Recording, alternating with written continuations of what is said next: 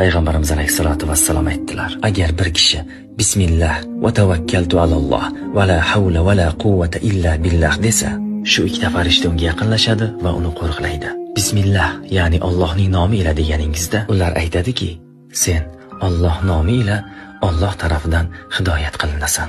Tavakkaltu alalloh, bor ishonchim bilan Allohga tavakkul qildim deganingizda, farishtalar shunday deydi: kun bo'yi senga zarar bermoqchi bo'lgan har kimsadan, har qanday tahlikalardan sen qo'riqlanasan.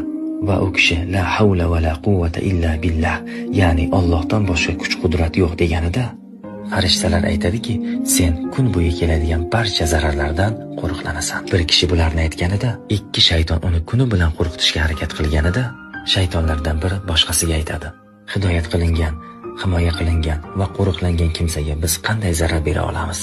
Va kun bo'yi u insonga zarar bera olmasliklarini bilib, uni tark qiladilar. Bu ma'lumotni siz ham 5 ta do'stingizga eslatib qo'ying.